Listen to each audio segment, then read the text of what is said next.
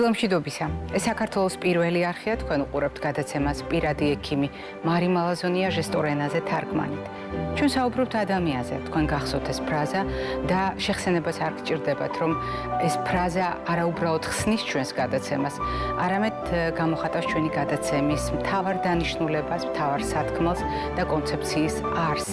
ჩვენ ადამიანზე ვსაუბრობთ, ჩვენ ვსაუბრობთ ადამიანის სიცოცხლეზე და ვსაუბრობთ იმიტომ, რომ ეს არის ყველაზე დიდი ფასეულობა. ეს არის ყველაზე მნიშვნელოვანი ღირებულება ნებისმიერ საზოგადოებაში და რომ ჯანმრთელობა და ჯანმრთელობაზე საუბარი, როდესაც ჩვენ ვახსენებთ საზოგადოებას, რომ სრული ფიზიკური, მენტალური და სოციალური კეთილდღეობა განსაზღვრავს ჩვენ ჯანმრთელობას, სხვა არაფერია თუ არა შესაძლებლობა უფრო დიდხანს იცოცხლოს ადამიანმა და უფრო კარგად იცხოვროს. ამიტომ საუბრობთ ჯანმრთელობაზე როგორც ინსტრუმენტზე, ადამიანის დღეგრძელობისთვის და ადამიანის ცხოვრების ხარისხის გასაუმჯობესებლად. განსაკუთრებული პასუხისმგებლობა ადამიანზე საუბარი და ადამიანის სიცოცხლეზე, მაგრამ გამორჩეულად დიდი პასუხისმგებლობაა, როდესაც ბავშვებზე ვსაუბრობთ. შეუძლებელია ამ თემაზე ვისაუბროთ განსაკუთრებული სინაზის და პასუხისმგებლობის გარეშე, მაგრამ თუ ჩვენს მზრუნველობას თან დავურთავთ აუცილებელ ცოდნას, მაშინ ჩვენ ხელთ გვექნება იარაღი, რომელიც ძალიან ეფექტიანად შეიძლება გამოვიყენოთ ჩვენი შვილების ჯანმრთელობისათვის. თქვენ წარმოიდგინეთ სეზონური თავისებურებების გათვალისწინებით და ისეთ მარტივ საკითხებზე, ერთი შეხედვით მარტივ საკითხებზე საუბრისას, როგორიც არის წყლის მოხმარება. მე შეგნებულად გავუსვი ხაზი ერთი შეხედვით მარტივ საკითხზე, იმიტომ რომ წარმოუდგენელია სიცოცხლე წყლის გარეშე და ადამიანისათვის ნებისმიერ ასაკში წყლის მოხმარება არის მისი ჯანმრთელობის, სტაბილური ჯანმრთელობის ერთ-ერთი წინაპირობა. ამიტომ გადავწყვიტეთ განსაკუთრებით მშობლებისთვის, ოჯახებისთვის საყურადღებოდ ვისაუბროთ ბავშვების ჯანმრთელობაზე, სწორედ წყლის მოხმარების კონტექსტში და ჩვენი გადაცემის სტუმარი გახლავთ. ჩვენი გადაცემის ძალიან დიდი ხნის მეგობარი, დიდი გულშემატკივარი, იგი გახლავთ პედიატრი პროფესორი ბატონი თემურ მიქელაძე. თემო დილამშვიდობისა, მოგბრძანდით. აღარც კი მახსოვს, რამდენად ხანდაზმულია ჩვენი ურთიერთობა. ყოველ შემთხვევაში ჩვენი გადაცემის ისტორია თქვენი სტუმრობის და თქვენთან თანამშრომლობის გარეშე არ არსებობს, მაგრამ რაზედაც დღეს უნდა ვისაუბროთ, ამის გარეშეც არ არსებობს ჩვენი სიცოცხლე, ეს არის წყალი, მაგრამ განსაკუთრებული დატვირთვით, როდესაც ასაკობრივ ჯგუფზე ვსაუბრობთ და 0-დან 18 წლამდე ასაკის ადამიანებზე ვსაუბრობთ, ანუ ბავშვებზე, განსხვავებული საჭიროებებით, განსხვავებული მოთხოვნილებებით, განსხვავებული ამოცანებით, მათი ჯანმრთელობის გათვალისწინებით დავიწყოთ ზოგადით. რატომ არის მნიშვნელოვანი ბავშვის ჯანმრთელობისათვის წყალზე საუბარი და არის თუ არა სეზონთან ერთად ეს პრობლემა განსაკუთრებით აქტუალური? მოგესალმებით, დიდი მადლობა კიდევ ერთხელ მოწვევისათვის, მივესალმებით თქვენს მაყურებელს. მართლაც უნიკალურ თვისებების მქონე ნივთიერებაზე წყალზე ვსაუბრობთ დღეს და როგორც განსაკუთრებით სეზონთან, ზაფხულის სეზონთან უფრო აქტუალურია წყლის მოხმარება. ჩვენ ზოგადად თუ ვისაუბრებთ, რომ ჯანმრთელობა ეს არის ფიზიკური და სოციალური და სულიერი კეთილდღეობა, ფიზიკური კეთილდღეობისათვის აუცილებელია ჯანსაღის ცხოვრების წესი, სამშაბის ცხოვრების წესი, როგორც წესი მოიცავს სწორკვებას, ფიზიკურ აქტივობას და შესაბამისად აი ამ ყველაფრისთვის აუცილებელია წყლის არსებობა, რამე თუ როგორც მოგეხსენებათ, ერთ-ერთი მნიშვნელოვანი კომპონენტი ბავშვის კვებისა არის წყალი, ბავშვის განვითარებისთვის და ჯანმრთელობისთვის არის წყლის პროცედურები, ხო? აქედან გამომდინარე, თუ სწორად აი ამ ორ კონტექსტში განვიხილავთ, აუცილებელია როგორც საკვები პროდუქტი, ისევე როგორც მისი ზოგადად გამოჯანსაღებელი პროცედურებისათვის, ხო? უნიკალური სითხე, როდესაც პირველად ბავშვს უწევს შეხება, ეს არის ეგრეთ წოდებული ამნიონური სითხე, ხო? ამნიონური სითხის დაახლოებით 97-98% სწორედ მაღალი ბიოლოგიური აქტიურობის გამო არის წყლის შემცველობა. ეს მუცლადყოფნის პერიოდში, როდესაც სანაყოფე მუცლადყოფნის პერიოდში სანაყოფე გარსით არის და დაბადებისთანავე მას დაბადებისას უკვე მას აქვს ისეთ უნიკალური ბიოლოგიური თვისებების მქონე სითხესთან შეხება, როგორც არის დედის რძე. დედის რძეც, როგორც მოგეხსენებათ, 90-95% შემთხვევაში შეიცავს წყალს. და ჩვენ ექსკლუზიურად ზუდით უყვებაზე ვყოფ ბავშვებს, საერთოდ 6 თვემდე წყალსაც კი არ უმატებთ. და განსაკუთრებით ჩვენ თუ გადავხედავთ სხვადასხვა ავტორთა მონაცემებით, აქ დედის რძეს აქვს ისეთი უნიკალური თვისება, რომ მოთხოვნილების მიხედვით, აი კერძოდ მაგალითად ზაფხულის პერიოდში მაშინ წყლის შემცველობა პირიქით უფრო იზრდება, იმიტომ რომ ზაფხულში მაღალი ტემპერატურის გამო, განსაკუთრებით ჩვენაირი ქვეყნებისთვის ან ისეთი ზომიერი კლიმატის ქვეყნებისთვის, სადაც მაღალია ტემპერატურა, არის მოთხოვნილობა წყალზე გაზრდილი, ხდება აორთქლება წყლის, გამოყოფა უფრო მეტია და ამიტომ ეს არის უნიკალური თვისებების მქონე დედის რძე, რომელსაც გააჩნია სწორედ აი ესეთი ბიოლოგიური თვისებები. გარდა ამისა, ჩვენ ამიტომ 6 თვემდე საერთოდ არ ვამატებთ წყალს. და როგორც მოგეხსენებათ, წყალი არის ერთ-ერთი ძირითადი ნივთიერება ადამიანის ორგანიზმის შემადგენლობისა. ხოლო შესაბამისად, თუ ბავშვებში არის დაახლოებით 70%, 75% მთელი სხეულის მოზრდილებში და განსაკუთრებით უბრალოდ დასულებში, ანუ ხანდაზმულ ასაკში არის დაახლოებით 60-65% და ჩვენ როდესაც განსაკუთრებით სხვა ყველა ორგანო წყლით არის პრაქტიკულად გაჯერებული, განსაკუთრებით ცენტრალური ნერვული სისტემა დაახლოებით 75-80%. ხო, აი ჩვენ როდესაც მაღალი ტემპერატურა გაქვს ბავშვებთან, საერთოდ როცა იმ შემთხვევაში როცა წყლით ტვირთავთ მას, მაღალი რისკია იმისა, რომ ადრეული ასაკში განვითარდეს ფებრილური გულყრა და ფებრილური გულყრა არის ერთ-ერთი ყველაზე ხშირი მიზეზი სწორედ წყლის დეფიციტისა. ხო, ამიტომ თუ გამოვლინება თუ დაავადების კლინიკური გამოვლინება არის ცნობილი და ბავშვის ჰიდრატაციული სტატუსი, ანუ ბავშვი არის გაჯერებული წყლით, მას ტემპერატურასაც უფრო ადვილად მართავთ. არ განვითარდება ფებრილური გულყრა, ამიტომ ჩემი რეკომენდაცია არის, რომ ჩემ პაციენტებსაც და ზოგადად ყველასაც ვურჩევთ განსაკუთრებით ცხელების დროს, ეს იქნება, იმიტომ რომ ეხა არის პრაქტიკულად საკმაოდ მაღალია მომართვიანება ცხელების გამო, გვაქვს როგორც ნაწლავთა ვირუსული ინფექცია, ისევე როგორც ზედა სასუნთქი გზების სხვადასხვა რესპირაციული ინფექციები და ერთ-ერთი კლინიკური გამოვლინებაა განსაკუთრებით არის 39-40 გრადუსამდე ტემპერატურა სხეულისა და ამას კიდე ემარტება გარემოს მაღალი ტემპერატურა და უფრო მაღალია რისკი გამოშრობის. ამიტომ მთავარი რეკომენდაცია და გაგრილების შესაძლებლობაც ქვეითდება. დიახ, მთავარი რეკომენდაცია შევთავაზოთ ბავშვს წყალი. 6 თვემდე ასაკში ვიმეორებ, თუ არის მხოლოდ ზუსტიკებაზე მას პრაქტიკულად არ ვუმატებთ, ის თვითონ არეგულირებს წყლის შემცველობას. 6 თვის შემდეგ, რა თქმა უნდა, ჩვენ ვამატებთ წყალს, ვამატებთ ზოგჯერ თუ არის ხელოვნურკვებაზე ბავშვი, ხელოვნურკვებაზე პრაქტიკულად ყველა ნარევი მზადდება წყლისგან, მასაც არ ჭირდება ან გარემოს მაღალი ტემპერატურის გამო სხვადასხვა მილilitrებით ჩვენ შეგვიძლია გავზარდოთ. ეხლა ყოველთვის არის გათვლილი, ეს მშობელმა ჩემზე კარგად იცის, თუ რამდენი მილilitri და რამდენი ლიტრი წყალი უნდა მიიღოს სხვადასხვა ასაკის ბავშვმა მთელი დღის განმავლობაში. ხო, უბრალოდ არის ესეთი რეკომენდაცია. თუ გაყავს დაუშვათ ვიღებთ ბავშვი იღებს მზის პროცედურებს, თუ გადის დაუშვათ ზღვის სანაპიროზე, იგივე მთის კურორტზე თამაშობს ღია სივრცეში, აუცილებელია წყლის უფრო დაახლოებით 30-25%-ით გაზრდა. თუ ბავშვს აქვს ვირუსული ინფექცია, თუ ბავშვს კარგავს სითხეს ნაწლავთა ინფექციით, მაგაც დაახლოებით ამ შემთხვევაში 30-35% შემთხვევაში თუ ზდით წყლის საღამისო მოცულობას, ხო? ან ზოგადად კონკრეტულ შემთხვევაში დაუშვათ თუ არის ფორმულაზე ბავშვი და არ იღებს წყალს, ჩვენ შეიძლება ფორმულის ერთჯერადი ულუფა გავუზარდოთ. თან ზოგ შემთხვევაში ესეთ ხრიქსაც უნდა მიმართოთ, ხო? ბავშვი ხარ, როგორც მოგესწრება წყალი არის უფერო, უსუნო, უგემოვნო სითხე, ხო? ზოგს არ მოწონს. და ნაკლებად მიმზიდველი შეიძლება პატარებისთვის. ნაკლებად მიმზიდველი პატარებისთვის ზოგს საერთოდ არ მოწონს, ხო? თუ არა აქვს კონკრეტულ რაღაც საკვე პროდუქტზე, დაუშვათ ხილზე ალერგია, აქ შეიძლება რაღაც ლიმონის წვენი ჩავაწვეთოთ, შეიძლება ფორთოხალი ჩავაწვეთოთ, შეიძლება ახლა სეზონურად ზოგ შემთხვევაში გინახიათ, ხო? აი, როდესაც რაღაც სხვადასხვა წვეულებებზე მიდიხართ, კიტრია, ჩაყრილი, იმით შეიძლება გავაგემოვნოთ იმ გემოვნებით, თვისებებით, რაც მოწონს ბავშვს, ხო?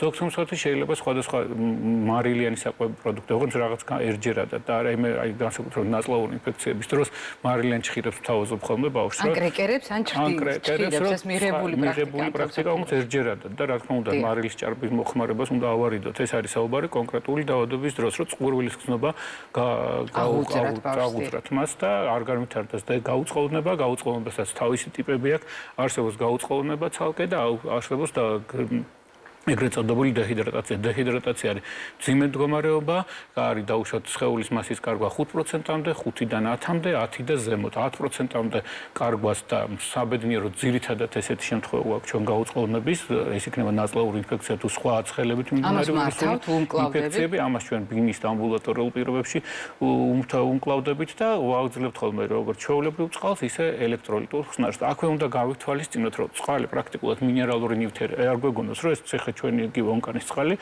დაცლილია მინერალური. რა თქმა უნდა, საქართველოში საბედნიეროდ გვაქვს ისეთი წყალი, რომელიც გაჯერებულია სხვადასხვა მინერალებით, ხო? ეს არის ნატრიუმი, კალიუმი, ჰიდროკარბონატები, ფტორიდები, ქლორიდები და ასე შემდეგ. უბრალოდ იმდენად აი ამ პატარა რეგიონში სხვადასხვა მთაში სხვა მინერალიზაცია, ბარში სხვა გინახიათ კიდე წყალს, რბილი წყალი, ხისტი წყალი და ასე შემდეგ. ეს ყველა მისაღებია. შავი წყალი, ყველა მისაღებია ბავშვისთვის. უბრალოდ უნდა თუ განსაკუთრებით მჟავე წყლებს ვიყენებთ, უნდა ვიცოდეთ, რომ ეს მჟავე წყალი ხო კონკრეტულ რაღაც ორგანოს ხო არ აღიზიანებს გაუშვათ საჭმლის მონალებელ ტრაქტს, თირკმელზე ხო არ შეიძლება მისი დატვირთვა, იმიტომ რომ განსაკუთრებით მაღალი მინერალიზაციის წყალი კენჭებით კი შეიძლება გავაჩინოთ ხო თირკმელში, ამ პირიქით გასტრიტი გამოვიწვიოთ და ასე შემდეგ. ამიტომ როდესაც ესეთ წყალს ვიღებთ, ეს არის გრუნტის წყალი იქნება, მჟავე წყალი იქნება თუ ასე შემდეგ, მაინც ექიმს უნდა ვკითხოთ, რომ ამ ბავშვმა შეიძლება თუ არა მიიღოს ეს მინერალური წყალი. დიახ. და რა კი ამ თემას შეეხეთ, თემო ვისარგებლებ შემთხვევით და ასევე ვთხოვდი მშობლებს გაითვალისწინონ ყველაფერი ის, რაც თქვენ ბრძანეთ და განსაკუთრებით, როდესაც არ ვიცით წყლის აქტიური მინერალიზაციის ხარისხი და ნაკებია ეს წყალი, რომ აი მინერალები დატვირთულია, ზოგიერთ მინერალურ დატვირთვას აქვს ასეთი თავისებურება, იმისათვის რომ ორგანიზმში შეინარჩუნოს ჩვენ სისხლში წონასწორობა, მაგალითად მაგნიუმსა და კალიუმს შორის, კალციუმს შორის, კალციუმსა და ფოსფორს შორის, ეს ძალიან მნიშვნელოვანი კომპონენტია, შეიძლება ამას მოხმარდეს ძვლიდან კალციუმის გარკვეული რაოდენობა, იმიტომ რომ სისხლში იყოს წონასწორობაში და ეს უნდა გაითვალისწინოს ცხადია მშობელმა და ეს გააკეთოს მხოლოდ ექიმთან შეთანხმებით, იმიტომ რომ ასეთი აქტიური მინერალიზაციის და მაღალი მინერალიზაციის წყალი შეიძლება ძვლოვანი სტრუქტურების დაუძლურების წინაპირობაც გახდეს, გამოფიტვის წინაპირობა, თუ მშობელი ამ საკითხს არ შეათანხმებს ექიმთან. ჩვენ გვაქვს შესაძლებლობა ვიდეო რჩევა გამოვიყენოთ, რომელიც სეზონურად ძალიან აქტიურია და აქტუალურია, რაც მთავარია, ძალიან მნიშვნელოვანია მზის აქტივობის მატებასთან ერთად, განსაკუთრებით მზის პირდაპირ სხივების ზემოქმედების ქვეშ მყოფი ადამიანებისათვის. მზით და სითბური დაკვრა ძალიან სერიოზული მდგომარეობაა, რომლის თავიდანაცილება შეგვიძლია. მზის და სითბური დაკვრის თავიდანასაცილებლად. მოერიდეთ შუა დღის მზეს. ქუჩაში საირნობა ან მზის აბაზანები უსაფრთხოა 11 საათამდე და 17 საათის შემდეგ. აუცილებლად გამოიყენეთ თავსაბურავი, ქუდი ან ქოლგა. არატაროთ მუქი ფერის სამოსი. უპირატესობა მიანიჭეთ თეთრ ან მასთან მიახლოებულ ფერს. შეარჩიეთ ნატურალური ქსოვილის ტანსაცმელი. მაღალი ტემპერატურის მიუხედავად ზედმეტად ნუგაში ლიფტებით. ულტრაიისფერი სპექტრისგან თავდასაცავად გამოიყენეთ სპეციალური კრემები ფილტრით, არანაკლებ 15-ისა. კრემი კანზე წაისვით სახლიდან გასვლამდე 20-30 წუთით ადრე. მზეზე ყოფნის პერიოდში კრემის ფენა რამდენჯერმე განაახლეთ. განსაკუთრებული სიფრთხილე გამოიჩინეთ ბავშვების მიმართ. ერთ წლამდე ასაკის ბავშვების ზღვაზე დასვენების საკითხი გადაწყვიტეთ მხოლოდ ექიმთან შეთანხმებით. თვალების დასაცავად გამოიყენეთ მზის სათვალე სპეციალური ნიშნებით UV 400-450. დალიეთ ადეკვატური რაოდენობის წყალი. გახსოვდეთ, სახიფათოა არა მარტო პირდაპირი, არამედ არეკლილი მზის სხივები. რაც უფრო შიშველია, მით უფრო დაუცველია თქვენი სხეული. სითბური დაკვრის შესაძლებლობა იზრდება მაღალი ტენიანობის პირობებში. სინთეზური მასალისგან დამზადებული სამოსი მკვეთრად ზრდის ორგანიზმის გადახურების რისკს. თავის ტკივილი, თავბრუხვევა, გულის რევა ან ღებინება შეიძლება იყოს მზის ან სითბური დაკვრის პირველი ნიშნები. თუ თქვენს გვერდით მყოფს საეჭვო ჩივილები აქვს, დაუყოვნებლივ აღმოუჩინეთ პირველი დახმარება. დაიწყეთ ორგანიზმის გაგრილება. დაზარალებული გადაიყვანეთ ჭრდილში. შეუხსენით სამოსი. გამოიყენეთ სველი ზეწარი ან ბამბის ქსოვილის ნებისმიერი ნაჭერი. დაალევინეთ წყალი. სიცოცხლის გახანგრძლივება და არაგადამდებ დაავადებათა თავიდანაცილება შესაძლებელია. სწორი კვებით, რეგულარული ფიზიკური აქტივობით, თამბაქოზე უარის თქმით. აირჩიე ჯანსაღი ცხოვრების წესი. პირადი ექიმის რჩევით. თუ გავითვალისწინებთ, როგორია გარემოსდამცველთა პროგნოზი, როგორია პროფესიონალთა პროგნოზი, მიუხედავად იმისა, რომ შარშანი იყოს საუბარი, რომ ყველაზე ცხელი ზაფხული იყოს ევროპის კონტინენტისთვის, აღმოჩნდა, რომ სპეციალისტები შიშობენ, რომ მიმდინარე ზაფხული შეიძლება აღმოჩნდეს კიდევ უფრო ცხელი ასეთ შემთხვევაში მზის და სითბური დაკვრის რისკის გათვალისწინება არის ყველასთვის საჭირო ასაკის მიუხედავად, განსაკუთრებით ბავშვებისთვის და უფროსი ასაკის ადამიანებისთვის. და როდესაც ასაკზე ვსაუბრობთ, წყლის მოხმარება ძალიან მნიშვნელოვანი კომპონენტია, იმიტომ რომ თქვენ ისაუბრეთ მაგალითად შვილებზე, ახალშობილებზე, ისაუბრეთ ბუნებრივ კვებაზე მყოფი ბავშვების წყლის მოხმარების თავისებურებებზე, ისაუბრეთ საჭიროებებზე, რომელიც იზრდება მაგალითად გარემო პირობების გავლენით, დატვირთვის შემთხვევაში, ბავშვების თამაშის დროს, დიარეის ღებინების შემთხვევაში, მაგრამ თუ შევხედავთ ბავშვის ასაკობრივ ჯგუფს 0-დან 18 წლამდე ძალიან განსხვავებულები არიან ისინი და არანაკლებ საყურადღებოა წყლის მოხმარების თავისებურება შედარებით მოზრდილი ბავშვებისთვის, რომლებიც თითქოს უფრო დიდობენ, უფრო დამოუკიდებლად აღიქვამენ საკუთარ თავს და მშობლებიც ასე აღიქვამთ ხოლმე, რომ უკვე გაიზარდნენ. აი ასეთ შემთხვევაში სამწუხაროდ, როგორც კვლევები ადასტურებს, ძალიან მაღალია რისკი წყლის დეფიციტისა წინას, ასე ვთქვათ, მომწიფების, სქესობრივი მომწიფების წინა პერიოდში პრეპუბერტატს რომ მეძახით, სქესობრივი მომწიფების პერიოდში გვიანი სასკოლო ასაკის ბავშვებზე ელაპარაკი. კი ბატონო, განსაკუთრებით ამ ასაკში სხვადასხვა კომპენსატორული მექანიზმები უფრო აქტიურად არის გამოხატული და მათ შეიძლება ისედაც დაუშვათ სპორტული აქტივობის დროს, აი მე მქონდა გუშინ შემთხვევა, როდესაც რაღაც მაღალ ტემპერატურაზე ბავშვს დაემართა სინკოპე, ხო? იმიტომ რომ მაღალი გარემოს ტემპერატურის გარემოს დარბაზში თამაშობდა, ხო? იმიტომ რომ მოხუცი და ადრეული ასაკის ბავშვი ასაკოვანი ადამიანი ამ დარბაზში ეგრევე წყალს თავლეს, მაგრამ მას აქ კომპენსატორული თვისება რომ მეტნაკლებად შეუძლია უფრო ორგანიზმმა მოითმინოს და აქედან გამომდინარე აი ვითარდება სწორედ ეს გულის წასვლა, ჭარბიოფლიანობის და სითხის კარგის გამო. ამიტომ თავარი რეკომენდაცია გონების დაკარგვა. გონების დაკარგვაც კი განვითარდა, ხო? ეს გასთვის იშვიათია, საკმაოდ ხშირია. ამით გამო მომართვიანება მშობელს მე პანიკა იქნება და ასე შემდეგ. ეს არაფერი არ არის, უბრალოდ იმ ბავშვს იმ კონკრეტულ შემთხვევაში შუა ვარჯიშის დროს დაახლოებით 1 ლიტრანახევარი წყალი რომ მიიღო იმ ასაკობრივ ჯგუფში 20 წუთში ერთხელ უნდა დალიონ რეალურად. ამას არ აფრთხილებენ. ეს არ აქვს მნიშვნელობა, იქნება კონდიცირებული დარბაზი თუ არ პირიქით. კონდიცირებული დარბაზის შემთხვევაშიც არის გამოშრობა ჩვეულებრივად. შეიძლება უფრო მატყუარა იყოს ეს უფრო მატყუარა იყოს, ამიტომ ერთად ბავშვებს უფრო მეტნაკლებად კომპენსატორული აქვს, თმენის უფრო შეუძლია რომ ის თამაში დაახლოებით 20 წუთის ნაცვლად გაახანგრძლოს 1 საათი, ხო? მაშინ როდესაც ხანდაზმულ ადამიანს და ადრეული ასაკის ბავშვს თვითონვე მოვა და თვითონვე დალევს, ხო? იმიტომ რომ იქ ჩართულია იმ ვარჯიში, თამაში თუ ასე შემდეგ ეს პრეპუბერტატული ასაკის ბავშვები და ამიტომ თავარია რომ მანაც 15, 20, 25 წუთის განმავლობაში დაახლოებით 200-დან 9 ლიტრამდე განსაკუთრებით ვარჯიშის დროს წყალი მიიღოს. და აუცილებელი აქ საუბარია წყალზე და არა მინერალურ წყალზე, დაუშვათ გაზირებულ წყალზე, ტკბილსასმელზე.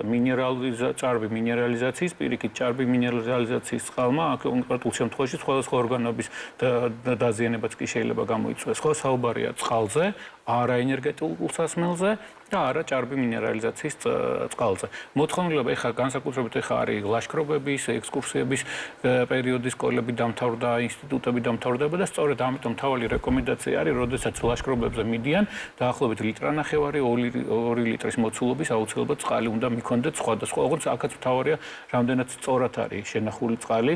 აი განსაკუთრებით საკმაოდ ხშირია, როდესაც მიდიან ესეთ ლაშქრობებში და იქ არის რაღაცა ბუნებრივი წარმოშობის წყლები, ხო, ეს განსაკუთრებით ზედაპირული წყლები, რომელიც შეიძლება იყოს დაბინძურებული. აქაც უნდა იყოს სიფრთხილე, უნდა ვიცოდეთ, რომ რომელი წყლის მიღება შეიძლება სასმელად. ანუ სასმელად მისაღები რომელია უსაფრთხო. სპეციალური სტიკერებით არის წყლები, ხო, აღნიშნული მაღალ განვითარებად ქვეყნებში და ჩვენსაც თანაც ზოგიერთ რეგიონში, ხო, ყველგან არ არის, რა თქმა უნდა, და მიდიან ამ გუბურის წყალი შეიძლება მიიღოს ბავშვმა, ავსოს და პირიქით რაღაც ნაწლავთა ინფექცია განუვითარდეს ან რაღაც კვებითი ტოქსიკოინფექციის კლინიკური გამოვლინებები. ხო, ამიტომ თავარია მან მიიღოს სასმელად ვარგისი წყალი. საბედნიეროდ ჩვენ გვაქვს სასმელად ვარგისი წყალი ონკანში.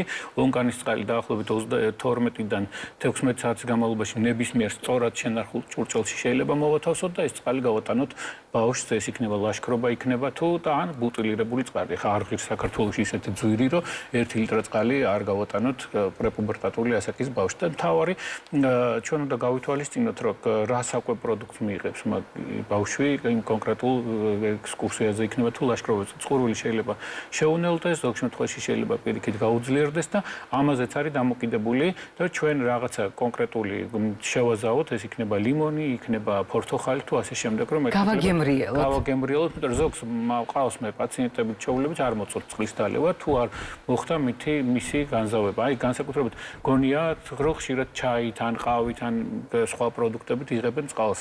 რა თქმა უნდა, შეიძლება მიიღო, მაგრამ დანაკარგი უფრო მეტი იყოს. აი დაუშვათ ყავას და ცხელსასმელს თუ მოიხმართ, დაუშვათ 250 მლ, პირიქით შეიძლება 300 მლ წყლის დანაკარგი გქონდეს. ამიტომ აუცილებელია ესეთი რეკომენდაციაც არის, ხო, გინახავთ, როცა ყავას მოიტანენ, წყალი მოყვება. ერთი ფინჯან ყავას, ერთი ჭიქით წყალი მოყვება. ამიტომ ეს ჩვენ ყოველთვის უნდა განსაკუთრებით ეს ეხება ენერგეტიკულ სასმელებს და მე ყველას მინდა კიდევ ერთხელ მიმართო, ბავშვებმა, განსაკუთრებით თინეიჯერული ასაკის ბავშვებმა ეს კატეგორიულად არ შეიძლება ენერგეტიკული სასმელი მიიღონ და იქ არის ესეთი ნივთიერებები, რომელსაც პირიქით შეიძლება გამოიწვევს გაუწყლობა, განსაკუთრებით გარემოს მაღალი ტემპერატურის პირობებში. და ძალიან მნიშვნელოვანია ამასთან დაკავშირებული ნებისმიერი კომბინაციაც, იმიტომ რომ ჩაის და ყავით ბავშვების გათამამება და წახალისება ამ პროდუქტების მოხმარების არ არის სწორი გადაწყვეტილება, იმიტომ რომ საერთაშორისო სამედიცინო საზოგადოება შეთანხმდა კოფეინშემცველი პროდუქტები ბავშვებისთვის დამოზარდებისთვის არ არის კარგი არჩევანი და კოფეინშემცველ პროდუქტებად განიხილება თქვენ მიენახსენები ენერგეტიკული სასმელიც, განსაკუთრებით იქ სადაც ბავშვებს აქვთ მოზარდებს დებიუტი ალკოჰოლის და ენერგეტიკული სასმელების გამოყენების. მათი თავშეყრა სამწუხაროდ არის ხოლმე ასეთი სასმელების მოხმარებასთან დაკავშირებული, როდესაც უკვე თვლიან, რომ დიდები არიან, მაგალითად იკრიბებიან იგივე ზაფხულის პერიოდის განმავლობაში, არყის, მაგარი ალკოჰოლური სასმელის და ენერგეტიკულის ურთიერთშეხამება აღმოჩნდა, რომ ერთ-ერთი ყველაზე ფართოდ გავრცელებული ტრადიციული კომბინაცია არა მარტო ჩვენთან, არამედ ზოგადად მთელ მსოფლიოში, რაც შეიძლება აღმოჩნდეს საბედისწერო. და ერთი რეკომენდაციაც, რომელსაც დარწმუნებული ვარ, ძალიან ბევრი მშობელი ელოდება, რომელსაც დაგეგმილი აქვს ბავშვის გადაადგილება ქვეყნის შიგნით, ქვეყნის ფარგლებს გარეთ. რომელი კატეგორიის ბავშვების მიმართ უნდა იყოს განსაკუთრებით ყურადღები წყლის მოხმარებასთან დაკავშირებით მშობელი? გასაგებია, სადაც მივდივართ, იქ წყლის უსაფრთხოებაზე აუცილებლად უნდა ვიზრუნოთ. არ აქვს მნიშვნელობა, ვთქვათ, საქართველოს ერთი კუთხიდან მეორეში აღმოჩნდებით, ერთი სოფლიდან მეორეში და ერთი ქალაქიდან მეორეში. რა მასშტაბისაც არ უნდა იყოს გადაადგილება წყლის უსაფრთხოებაზე, ვადგენთ ინფორმაციას და ვზრუნავთ, მაგრამ რა პრობლემების მქონე ბავშვებს აქვთ განსაკუთრებული საჭიროება წყლის კონტროლის და მშობლებმა, რომლებმაც ეს უნდა იცოდნენ. Საბედნიეროდ ბავშვებში ზოგადად ქრონიკული პათოლოგიები მეტნაკლებად არის ნაკლები მოზრდილებთან შედარებით, მაგრამ ძირითადად მაინც უნდა გავითვალისწინოთ გულსიზრახთა სისტემის დაავადების მქონე ბავშვები, ქრონიკული პათოლოგიის მქონე ბავშვები, საშარდეგზების, თირკმლის ქრონიკული პათოლოგიის მქონე ბავშვები, რამე თუ აი ამ ბავშვებისთვის შეიძლება კონკრეტულ შემთხვევაში არის ისეთი შემთხვევა, როდესაც მოცულობა სითხისა უნდა შევამციროთ. ანუ ვიყენებთ სპეციალურ შემთხვევაში შარდუნდენებს, რომ მეტნაკლებად რაღაც წრეები გავტვირთოთ. ხო, ეს ახლა ამაზე აღარ დავწრულმანდებით. ამიტომ ესეთი ბავშვების წყლის მიღება, მისი გამოყოფა და მოხმარება არის მკაცრად კონტროლირებული, ხო? ის აუცილებლად ითვლება, რამდენს იღებს, რამდენს გამოყოფს და ზოგ შემთხვევაში, რა თქმა უნდა, გაუწყლობა არ უნდა გამოვიწვიოთ, უნდა მივცეთ იმ რაოდენობის წყალი, იმ რაოდენობის უნდა გამოყოს იმ კონკრეტულ დაავადების შემთხვევაში. მაგრამ აქ მინდა აღვნიშნო კიდე ესეთი რეკომენდაცია, თუ საკმაოდ ხშირად გინახავთ, როდესაც უნდა მიიღოს საკვების მიღების წინ წყალი ბავშვმა შუა კვებაში, ან თუ კვების ბოლოს. ესეთი რეკომენდაცია და განსაკუთრებით ენურეზი ალბათ ღანის უნებლიე შარდვა და წყალს საერთოდ არ აძლევენ ხოლმე ღამე, რომ არ ქონდა. ეს არის კატეგორიულად დაუშვებელი, ხო? პირიქით ენურეზის მქონე ბავშვი, ესეთი რეკომენდაციაც არის, რომ უნდა დავტვირთოთ წყლით ღამის პერიოდში, განსაკუთრებით დაძინების დროს, პირიქით იქნებ გაწვრთნისთვის. ხო, ესეთი რეკომენდაცია საკმაოდ ხშირად მინახე, არ მიიღოთ წყალი 8 საათის მერე. არ არსებობს ესეთი რეკომენდაცია. წყალი უნდა მიიღოს ნებისმიერ დროს, როდესაც მოწყურდება ბავშვი. ეს არის კვების დროს, კვების შემდეგ, კვების წინ თუ ღამე. მით უფრო რომ წყურვილი უკვე ნიშნავს, რომ მას ფიზიოლოგიურად საჭირო რაოდენობაზე ნაკლები აქვს, ეს უნდა შეივსოს და მერე დაიკმაყოფილოს მოთხოვნილება. მინდოდა რომ დაგვესრულებინა თქვენი ბლოკი, მაგრამ მაყურებელს აქვს შეკითხვა და აუცილებლად უნდა ვუპასუხო. დილა მშვიდობისა, გისმენთ? დილა მშვიდობით. ექიმთან გვაქვს კითხვა. ბავშვი არის 7 წლის. დიახ. და აი ექიმთან ყავდათ, ეხო გადავიღეთ, ანალიზები კარგი აქვს, ეხოც გადასარევია, არაფერი არ აქვს აღნიშნილები და უბრალოდ აქვს აი ყლაპის დროს, როდესაც გადაყლაპავს გლუკონს, კარგად გადაღეჭავს და აი ყლაპის დროს აქ რაღაც კუჭი თავის სარეში, აი არასასი, აი კვილი არა. არასასი ამოვნო თვითონ ლაპარაკობს, რომ აი მე წინაო გადავყლაპებ, მე წინა და ეგრევე გაჩერდა. და რა შეიძლება იყოს? მე როდესაც თქვენ ბრძანეთ ეკოსკოპია, კუჭნაწლავის ტრაქტი არის ნაწლავი რეალურად და მისი შეფასებისთვის ეკოსკოპია არ იქნება ოქროს სტანდარტი. და მით უფრო რაზედაც თქვენ საუბრობთ, აუცილებლად კი პასუხობთ. მეთანხმებით თემო, რომ ენდოსკოპიური კვლევა თუ ასეთი ტიპის პრობლემაა, ალბათ უნდა იყოს აუცილებლად გათვალისწინებული. თქვენ როგორ მოიქცეოდით როგორც პედიატრი? კი ბატონო, აქ ორი დიფერენცირება მაინც ხო არის რაღაც ფსიქოგენური ხასიათის პრობლემა, განსაკუთრებით 7 წლის ასაკის ბავშვებს საკმაოდ ხშირად არის ხო არის ეკრან დამოკიდებული, ტელეფონ და გაჯეტ დამოკიდებული და რა თქმა უნდა უკვე შემდეგ ისეთი ღმაკვლევა ჯერ შეგვიძლია ენდოსკოპიამ რომელიც ჯერ უნდა დავიწყოთ ალბათ რომ პრობლემები ტესტი ეგრეთ წოდებული ანუ კონტრასტული გამოკვლევა, თუმცა ესეც მაინც ცოტა სადიფერენციაციოდ ბოლომდე არ მოგცემს შეიძლება შედეგი და ვერ მივიღოთ ხო არის აქალაზია, კარდიალური სფინკტერის ნაკლოვნება და ასე შემდეგ და რა თქმა უნდა შემდეგ ოქროს სტანდარტი არის ენდოსკოპიური კვლევა. ამ კონკრეტულ შემთხვევაში ულტრასონოგრაფიული კვლევა შეიძლება ინფორმატიული იყოს ადრეული ასაკის ბავშვებში, ერთთვემდე ასაკის ბავშვებში პილოროსტენოზის სადიფერენციაციოდ ერთ ნაწლავის არის თორე შევიწროება იქ და კუნთოვანი ნაწილის სისქე შევაფასოთ და სხვა შემთხვევაში რა თქმა უნდა ულტრასონოგრაფიული კვლევით ამ კონკრეტულ შემთხვევაში ჩვენ ვერაფერს ვერ დავადგებთ, ხო? აუცილებელია ჯერ ფსიქოგენური პრობლემის გამორიცხვა, შემდეგ ხო არ არის დაუშვათ იგივე რაღაცა ეს ყლაპის ტესტის გაკეთება და რა თქმა უნდა ენდოსკოპია ოქროს სტანდარტი. დიახ.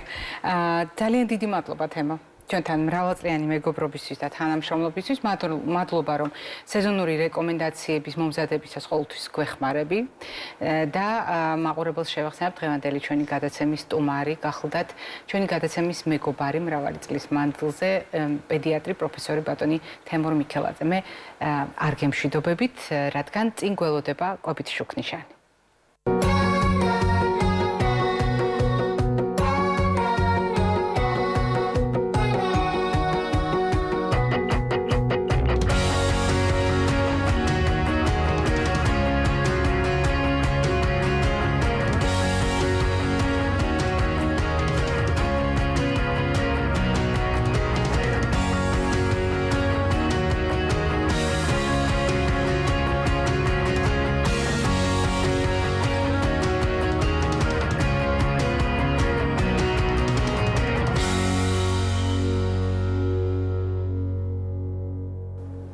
როდესაც ჩვენ კვებით შუქნიშანზე ვსაუბრობთ, ჩვენ გულისხმობთ კონკრეტულ რეკომენდაციებს, რომელიც არის ასოცირებული ფერებთან და ამას აუცილებლად შევეხებით, როდესაც უშუალოდ კვებითი შუქნიშნის ზონაში გადავინაცვლებ. მაგრამ მანამდე მინდა გავაგრძელო თემა, რომელიც გულისხმობს ჩვენი შვილების დაინტერესებას და ძალიან მადლიერი საზოგადოებაა ბავშვები. ჩემი ცხოვრების ნებისმიერ ეტაპზე ამას ვამბობდი და მომავალშიც ვიტყვი, რომ არასდროს უნდა წარმოვიდგინოთ, თითქოს მათ არ შეუძლიათ უფროსების მოსმენა, არ შეუძლიათ მათი აზრის გათვალისწინება. პირიქით, ისინი ყოველთვის მადლიერებით იღებენ იმას, რასაც დავუსაბუთებთ, რატომ უნდა მიიღონ, რატომ უნდა გააკეთონ, რატომ უნდა გაითვალისწინონ. და თუ ჩვენ კარგად ავხსნით ჩვენ შვილებს, რატომ უნდა მიიღონ წყალი და რა სიკეთე შეიძლება მოუტანოს წყალმა და საბაგიოროდ რა ზიანი შეიძლება მოუტანოს მისმა ნაკლებობამ, მაშინ ძალიან გაგვიადვილდება იმის აღქმა, რატომ განსაზღვრეს მეცნიერებმა კონკრეტულად ასაკობრივი ჯგუფების მიხედვით წყლის საჭიროება და რატომ არის ამ საჭიროებაზე საუბარი ჩვენ შვილებთან. როდესაც ასაკობრივი ჯგუფების მიხედვით გამოყვეს ბავშვები, განსაკუთრებით საყურადღებოდ ჩაითვალა ის ჯგუფები, რომელიც ახლა ჩვენთან დაფაზეა მითითებული. 3 წლამდე ბავშვები მაინც მეტნაკლებად არიან ადაპტირებული ოჯახის პირობებში და პედიატრების აქტიური ჩართულობით ბავშვები არიან სათანადოდ მომარაგებული წყლით. კვლევები ამას ადასტურებს უხშირესად. თუმცა, როგორც კი ბავშვი იწყებს სოციალიზაციას, მიდის ბაღში, მიდის სკოლაში, ერთვება სხვადასხვა სოციალურ ჯგუფში, წყლის მიმართ მისი ყურადღება იკლებს და ამ დროს უფროსებს გმართებს მეტი მონდომება, რომ ეს განუმარტოთ. 4-დან 8 წლამდე ასაკის ბავშვების მოსამართლებისთვის აღმოჩნდა, რომ საშუალოდ ყოველდღიური მოხმარება წყლის უნდა იყოს 1100-1300 მილილიტრი, ანუ 1,1 ლიტრის რაოდენობით. და მიაქციეთ ყურადღება, განსაკუთრებით საყურადღებო არის ეს ჯგუფი, როდესაც გოგონებსაც და ბიჭებსაც სჭირდებათ ერთი და იგივე რაოდენობით წყალი, იმიტომ რომ ამ დროს სქესობრივი თავისებურება მკვეთრად არ გამიჯნავს მოთხოვნილებებს. უკვე 9 წლის ასაკიდან ჩვენ უნდა ერთმანეთისგან გავმიჯნოთ გოგონა და ბიჭი. გოგოს და ბიჭს სხვადასხვაგვარი მოთხოვნილება აქვს და თუ დაფაზე მითითებულ რიცხვებს დავაკვირდებით, თუ 1,3-1,5 ანუ ლიტր ნახევარი საშუალოდ ჭირდება გოგონას წყალი, ვაჟებს ჭირდებათ ცოტა უფრო მეტი. და ეს უნდა იყოს გათვალისწინებული ყოველდღიურ ულუფაში. აღარაფერს ვამბობ იმ რეკომენდაციაზე, რომელიც 14 წლის ასაკიდან იწყება და მიაქციოთ ყურადღება, რომ თანამედროვე სამედიცინო რეკომენდაციებში გოგო და ბიჭი კი აღარ არის მითითებული, არამედ ქალი და კაცის სქესობრივი მომწიფების თავისებურების გათვალისწინებით და ასეთ შემთხვევაში განსხვავებულია მოთხოვნილება წყალზე. ქალების შემთხვევაში ეს არის 1,4-1,6 ლიტრი, საშუალოდ ლიტრ ნახევარი, ხოლო კაცების შემთხვევაში, ანუ მამრობითი სქესის ადამიანების შემთხვევაში თითქმის 2 ლიტრამდე იზრდება. წარმოგიდგენიათ, რამდენად მნიშვნელოვანია არა მარტო ასაკობრივი ნიშნით, არამედ სქესობრივი ნიშნით წყალზე მოთხოვნილება გავითვალისწინოთ. და ეს ყველაფერი შემდეგ ვთარგმნოთ იმ რეალობის შესაბამისად, რაც უკავშირდება მაგალითად შუქნიშნის შესაბამის რეკომენდაციებს. ჩვენ შევთანხმდით, რომ კვებითი შუქნიშანი სხვა არაფერია თუ არა სურათ ხატი. ასოციაციით ნებადართვა, სიფრთხილე, შეზღუდვა ძალიან იშვიათად აკრძალვა და რაც მთავარია, მთავარი სათქმელით მომაქცია ყურადღება. რას ვაქცევთ ყურადღებას დღეს? ყურადღებას აუცილებლად ვაქცევთ წონას. დავაქცევთ იმიტომ, რომ ძალიან მნიშვნელოვანია კილოგრამ წონაზე გადავთვალოთ წყლის მოთხოვნილება. ასაკის მატებასთან ერთად ეს განსაკუთრებით მნიშვნელოვანია, იმიტომ რომ 1 კილოგრამი 30 მილილიტრი. ეს შესაბამისობა არსებობს ჩვენი სხეულის მასასა და წყლის მოხმარებულ რაოდენობას შორის. მაგრამ ძალიან მნიშვნელოვანია სწორად გადავანაწილოთ ეს პრინციპი, წყლის მოხმარების პრინციპი დღე-ღამის განმავლობაში. როდესაც ჩვენ საუბრობთ ერთბაშად წყლის მიღებაზე, არ დაგვაუწყდეს როგორც წყლის არ მიღება, წყლის შეზღუდვა სახიფათო, ასევე ერთბაშად დიდი რაოდენობით წყლის მიღება, იმიტომ რომ ნატრიუმის რაოდენობა შეიძლება მკვეთრად დაეცეს და ამან ძალიან სერიოზული პრობლემები შექმნა ჯანმრთელობის მხრივ. ასევე გაითვალისწინეთ, რომ წყლის მაღალი მოხმარების პირობებშიც კი შარდმდენების წონის კორექციისთვის გამოყენება. მე ახლა მიმართავ მოზარდებს, მათ მშობლებს, ოჯახებს, სადაც ეს პრაქტიკა ახალგაზრდა ასაკში რატომღაც უწყინარ გადაწყვეტილებად მიაჩნიათ. ეს გახლავთ ძალიან სახიფათო, იმიტომ რომ ასეთ შემთხვევაში წყალს და მინერალებს ერთად კარგავს ორგანიზმი და თქვენ თითქოს გგონიათ, რომ სანაცვლოდ წყალს სვამთ და წონისთვის კარგად მუშაობს ეს სქემა, სინამდვილეში თქვენი ჯანმრთელობისთვის შეიძლება იყოს ასეთი კომბინაცია საბედისწერო და პირდაპირ აისახოს გულის კუნთის მუშაობაზეც კი.